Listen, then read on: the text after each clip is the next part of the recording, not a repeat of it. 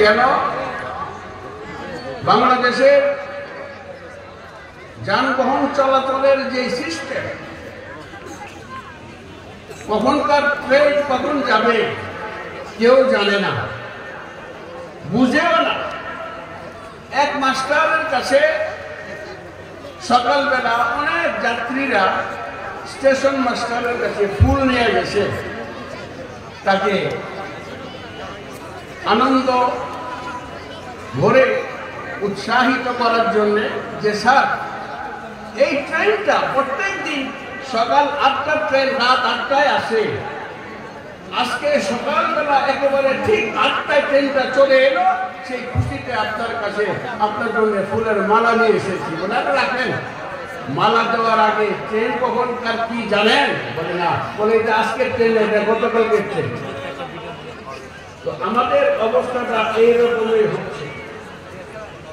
নূর সাহেব আসার সময় বিভিন্ন ঝামেলায়, আর সব থেকে বড় কথা উনি এখন এমনই বড় দায়িত্বে আছেন, এই দায়িত্বটা আল্লাহর পক্ষ থেকে এসেছে। সামনে আরো অনেক বড় দায়িত্ব আসবে। যদি এই কোরআনের সাথে তার যে সুসম্পর্ক হয়েছে, এই সম্পর্ক যদি কায়েম রাখতে পারে, আল্লাহ সুবহানাহু ওয়া তাআলা এই বাংলার জমিনে তাকে অনন্য একটা প্রতিভা দান করে পৃথিবীর জমিনে ইতিহাস সৃষ্টি করে দেবে ইনশাআল্লাহ। মাশাআল্লাহ। এই বিভিন্ন ঢাকা ইউনিভার্সিটির সৃষ্টির পরে এই পর্যন্ত নূর সাহেব যে ইতিহাস সৃষ্টি করেছেন, এটা অন্য কোন ছাত্র সাহস করে নাই, পায়ও নাই। সেই কত আমল থেকে ইউনিভার্সিটি সৃষ্টির পর থেকে এই পর্যন্ত আসে না, বৃদ্ধি হয়েও থাকতে পারে না। একটা দলের দিকে তাকে ইঙ্গিত করা হয়েছে, প্রচুর অর্থ সামনে ফেলে দেওয়া হয়েছে, তিনি অর্থকে অর্থ মনে করেন নাই, হক সত্যকে প্রতিষ্ঠিত করার জন্য আপোষহীন সংগ্রাম করে তিনি এসেছেন। তবে হ্যাঁ, আজকে আপনাদেরকে সাক্ষী রেখে বলতে চাই, হাফেজ দেসার আহমদ আর নাসিরের সাথে এই নূর সাহেবের যে সম্পর্ক, গত কয়েকদিন আগে টেলিভিশনের একটি অনুষ্ঠানে আমিও ছিলাম, নূর সাহেবও এসেছিলেন। ওইখানে আমি এমন সব কিছু কথা বলে দিয়েছি, এটা রমজানে যখন এই টেলিভিশনের অনুষ্ঠান প্রচারিত হবে তখন সবাই জানবে। কোরআনের সঙ্গে যে সম্পর্ক নূর সাহেব রেখেছেন, এই সম্পর্ক দিয়ে কোরআনওয়ালাদের সাথে আমি নূর সাহেবকে অনুরোধ করবো, আপনি সরকারিভাবে এখনো কোনো পদে যাননি, তবে আল্লাহর আরশে যদি আপনার নাম উঠে গিয়ে থাকে, তাহলে আপনি কপালে রাখেন, আপনার বিরুদ্ধে কোন আন্দোলন, আপনার বিরুদ্ধে কোন ষড়যন্ত্র সফল হবে না, কারণ আপনি কোরআনওয়ালাদের সাথে একাত্মতা ঘোষণা করেছেন। নূর সাহেব, আপনি তাকান, আপনার চোখের সামনে পাগড়িওয়ালা ছেলেগুলো কারা? এই প্রত্যেকটা পাগড়িওয়ালা ছেলের ভিতরে কোরআন চলে গিয়েছে, এটার নূর। আপনারা নাম নূর, কোরআনের আয়াত পড়েছি আমি, কাদ জাআকুম মিনাল্লাহি নূরুন ওয়া কিতাবুম মুবিন। আল্লাহ এই কোরআনের আয়াতে ঘোষণা দিচ্ছেন দুইটা নূর দুনিয়াতে আমি পাঠিয়েছি, একটা নূর কোরআনে হাকিম, আর একটা নূর হলো নবী মুহাম্মদুর রাসূলুল্লাহ সাল্লাল্লাহু আলাইহি ওয়াসাল্লাম। এই জন্য বাংলার আকাশে বাতাসে, গলিতে গলিতে, শহরে বন্দরে, হাটে গাছে মাঠে একটা স্লোগান চালু আছে। একটু আগেও যে স্লোগানটা এই মঞ্চ থেকে হয়েছে, কি স্লোগান? আল কোরআনের আলো। সবাই বলেন না, আল কোরআনের আলো ঘরে ঘরে জ্বালো, আল হাদিসের আলো ঘরে ঘরে জ্বালো। জয় বলেন সুবহানাল্লাহ। এই আল কোরআনের আলো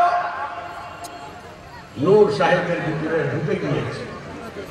হাফেজ দেসার আহমদ আল নাসিরি আমার সাথে আলাপ করেছেন, যে নূর সাহেবের সাথে তার যখন একান্তে কথাবার্তা হয়, তখন তার কথাবার্তার ভিতর থেকে নূরই চমকায়, নূরই বের হয়। আলহামদুলিল্লাহ, আলহামদুলিল্লাহ। তবে আমি বেশি কথা বলবো না, আর যে একটি কথা বলে শেষ করব। নূর কি আলো আজকে ছড়াবেন সেটা শুনবো। তবে নূর সাহেব, আপনার জীবনে একটা জিনিস দেখেনও নাই, শুনেনও নাই, আজকে সেই জিনিস দেখেন। এই নিসার আহমদ আল-নাসিরি সাহেব এই মাদ্রাসা থেকে 215টা ছেলেকে আজকে বানিয়ে দিলেন। মাশাআল্লাহ। কত? 215। আমি পৃথিবীর 65টা দেশে সফর করেছি সরকারের প্রতিনিধি হয়ে, সরকারকে রিপ্রেজেন্ট করেছি 65টা দেশে। আর ট্রানজিটে কত দেশে করেছি কোনো হিসাব নাই, পাসপোর্ট দেখে গুনে গুনে বলতে হবে। আমি সামান্য নগণ্য আলেম হিসাবে, হাফেজ হিসাবে, কারি হিসাবে যেখানে গিয়েছি, হাফেজদের কারিদের ব্যাপারে গিয়েছি, দেখাশোনা করেছি। আমার জীবনে এমন এক ঘটনা পৃথিবীর জমিনে কোথাও দেখি না। 215টা ছেলে একদিনে পাগড়ি মাথায় নিয়ে এলেন, আর আসল থেকে গিয়া এসব পর্যন্ত এই হাফেজ নিসার আহমদ সাহেব ছাত্রদের মাথায় পাগড়ি প্রদান করলেন। এই নূর সাহেব, আজকে আপনি এমন একটি অনুষ্ঠানে এসেছেন, কোরআনের অনুষ্ঠান, সারা দুনিয়ার জমিনে কে কি বলে রাখতেন? হাফেজ নিসার আহমদ আল-নাসিরি এই হাত দিয়ে 215টি ছাত্রের মাথায় ছোট্ট ছোট্ট বাচ্চা দেখেন, এরা ঠিকভাবে কথাও বলতে পারে না। আমার তো মনে হয় পেশাব করে পানিও ঠিকভাবে নিতে পারে না, অথচ গোটা কোরআন শোনাতে ভর্তি। আমি কথা বেশি লম্বা করবো না, কারণ এক বক্তার অভ্যাস ছিল খুব খারাপ, চোখ বন্ধ করে ওয়াজ করতেন।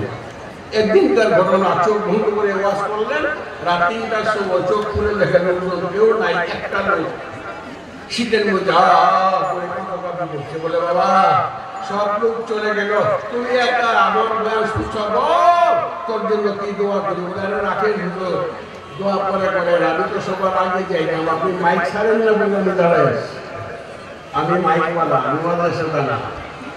এই জন্য আজকে চোখ বন্ধ করে কথা বলা যাবে না, আমি আগে থেকে চোখ খোলা রেখেছি, কথা বেশি বলবো না। নূর সাহেব, আপনাকে যে অত্যাচার নির্যাতন করেছে তার রেজাল্ট হবে এদেশের নেতৃত্বের দায়িত্বে, দেশ পরিচালনার ক্ষেত্রে মহান আল্লাহ সুবহানাহু ওয়া তাআলা আপনার থেকে অনেক বড় কাজ দিবেন।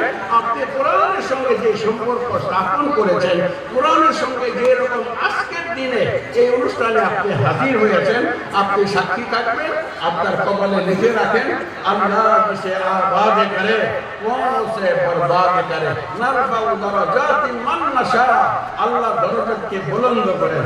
আপনি বিপি হওয়ার পরে আরামে কয়েকটা দিন থাকতে পারেন নাই, আপনার বিরুদ্ধে ষড়যন্ত্র চলল। কেন?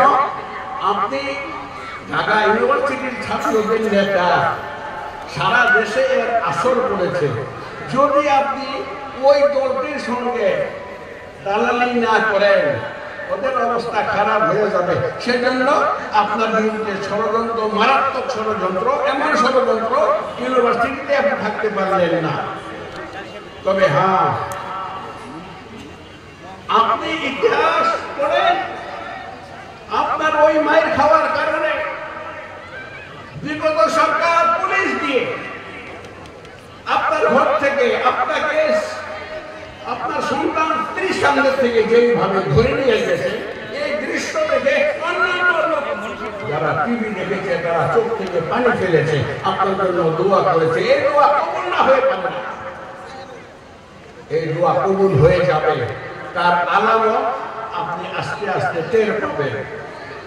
তবে আজকে এই অনুষ্ঠানটিতে এসেছেন, আপনার দ্বারা এই অনুষ্ঠানের কিছু হবে বলে আমি জানি, আমি মানি, আমি আমার জীবনে আনি। কি করবেন এই অনুষ্ঠানে?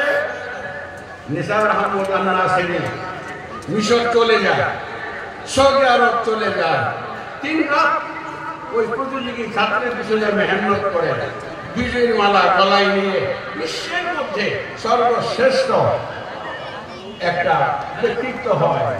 প্রথম পুরস্কার লাভ করে ঢাকায় আসে, এয়ারপোর্টে তার ছাত্ররাই যা তাকে রিসিভ করতে।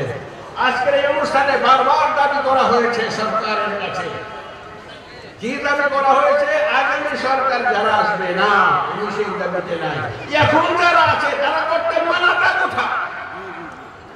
তাদের কাছে আমি দাবি জানাবো, এই নূর সাহেবের মাধ্যমে আপনি অনেক জায়গায় বিচরণ করেন, অনেক মিটিংয়ে আপনি বক্তৃতা করেন, আপনি একবার এই সরকারের কানের ভিতরে ঢুকিয়ে দেন।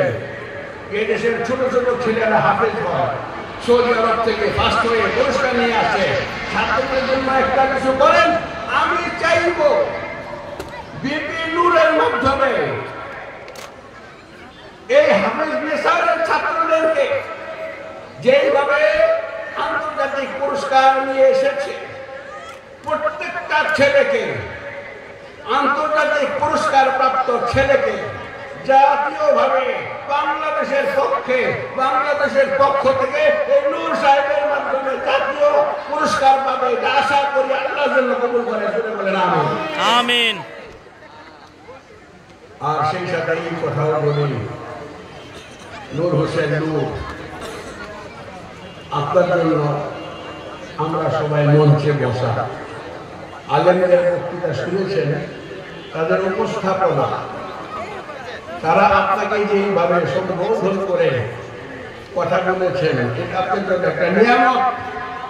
আপনার থেকে বয়স্ক অনেক সিনিয়র নেতারা এই সম্মান পায় না, আপনি যা পেয়েছেন এটা একমাত্র কোরআনের খাতিরে পেয়েছেন। হাফেজ নিসার আহমদ আপনাকে ওই পর্যায়ে পৌঁছে দিয়েছে, বাকিটা আল্লাহ সুবহানাহু ওয়া তাআলা তার কুদরতি হাতে আপনাকে উঠায় দেবেন ইনশাআল্লাহ। ইনশাআল্লাহ আপনি এইভাবেই থাকবেন। হাফেজ নিসার আহমদ নাসিরির সাথে আপনি আলাপ করে আপনি মনে করেন এটা উচিত না, তাও জিজ্ঞেস করুন, নিসার সাহেব এই পর্যন্ত আপনার মাদ্রাসার কয়টা ছেলে আন্তর্জাতিক পুরস্কার পেয়েছে? চিন্তা করেন। নূর ভাই আমাদের পাশেই বসে আছেন, 100 উপরে পুরস্কার পেয়েছে আন্তর্জাতিক। ক্রিকেটে বাড়ি মারে, লাঠি মারে, রেসলিং করে, ওদেরকে আন্তর্জাতিক পুরস্কার দেয়। আর হাফেজ নিসার দেখেন একটু ভালো করে সালাম দিয়ে না দাওয়াত দেয়। আমি নিজে অন্য কথা বলি না, আমি নিজে আন্তর্জাতিকভাবে অনেক পুরস্কার পেয়েছি। ওই বিদেশে আমাকে নিয়ে অনেক, বাংলাদেশে কিছুই হয় না। তবে আমার জন্য কিছু না। হাফেজ নিসার আহমদ আপনার পাশে বসে আছে, এই লোকটাকে আপনি মায়া করেন, আমি জানি। আর এই লোকের মায়া করার কারণ হলো প্রায় প্রতি রাতে সিহরির সময় উঠে তাহাজ্জুদ পড়ে তার ছাত্রদেরকে নিয়ে আল্লাহর দরবারে হাত তুলে মুনাজাত করে। তার জীবন্ত জ্বলন্ত প্রমাণ আজকের 215টা ছেলের মাথায় দেখেন পাগল। ওই যে দেখেন বক্তৃতা বলছি আর আপনি বসা, এই সামনে অনলাইন দেখেন কি করে বুঝে না, সে ছোট্ট দেখেন লাফালাফি করতেছে, সে বুঝেও না কি করতেছে। তার মানে কি? কোরআনের হাফেজ, কিন্তু কিভাবে সে কি করছে। যাই হোক, আমি এখানে এই কথা রাখলাম, আমি আর সামনে বাড়াবো না। নূর হোসেন নূর তার বক্তব্য শুনব। তিনি যেন কোরআনকে জেতার জন্য না, কোরআনকে উঠানোর জন্য না, তিনি হাফেজ নেসারের মাধ্যমে আরো কোরআনওয়ালা মানুষ সৃষ্টি হতে পারে সেই ব্যবস্থা আপনি করে দেবেন। আর আপনি মনে মনে এটা প্রতিজ্ঞা করুন যে হাফেজরা যখন এতই অবহেলিত, জাতীয় আন্তর্জাতিকভাবে পুরস্কার পায়, জাতীয়ভাবে স্বীকৃতি পায় না, আপনি যে কোনো মূল্যে প্রয়োজন করে ভবিষ্যতে সংসদেও আল্লাহ আপনাকে নিবে ইনশাআল্লাহ। আপনি কিছু হতে পারেন না পারেন, সংসদ সদস্য হয়ে হলেও সংসদের মধ্যে কোরআনের আওয়াজ তুলবেন। এই নূর, কোরআনের নূর, আপনিও নূর, আল্লাহ তোমার দুই নূরের মাঝখানে আপনাকে কবুল করবেন। সবাইকে ধন্যবাদ। আলহামদুলিল্লাহ রাব্বিল আলামিন। আসসালামু আলাইকুম ওয়া রাহমাতুল্লাহি ওয়া বারাকাতুহু। রহিম ভাই কত আন্তরিক মোবারকবাদ জানাচ্ছি